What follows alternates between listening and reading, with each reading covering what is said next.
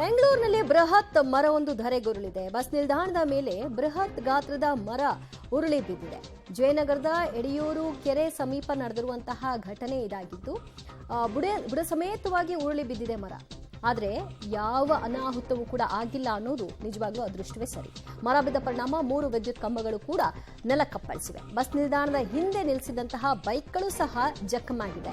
BBMP ಅರಣ್ಯ ಬೆಸ್ಕಾಂ ಸಿಬ್ಬಂದಿಯಿಂದ ಈಗ ಸ್ಥಳಕ್ಕೆ ದೌಡಾಯಿಸಿದ್ದು ತೆರವು ಕಾರ್ಯಾಚರಣೆ ಸಹ ಆರಂಭ ಮಾಡಿದ್ದಾರೆ.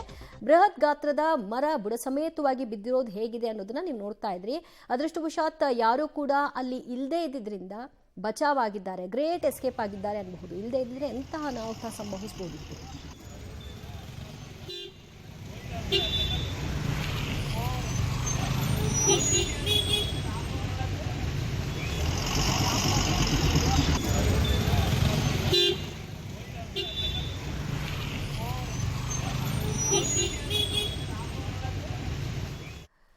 ಬೃಹತ್ ಗಾತ್ರದ ಮರವೊಂದು ಕೆಳಕ್ಕೆ ಬಿದ್ದಿದೆ. ಮಳೆ ಮತ್ತು ಗಾಳಿಯ ಹಿನ್ನೆಲೆಯಲ್ಲಿ ಮತ್ತು ಹಳೆಯ ಮರ ಆಗಿದ್ರಿಂದ ಅಲ್ಲಿ ಹಿಂದೆ ಆ ಒಂದು ಬಸ್ ನಿಲ್ದಾಣದ ಹಿಂಭಾಗದಲ್ಲಿ ನಿಲ್ಲಿಸಿದಂತಹ ಬೈಕ್ಗಳು ಕೂಡ ಜಖಮಾಗಿದೆ.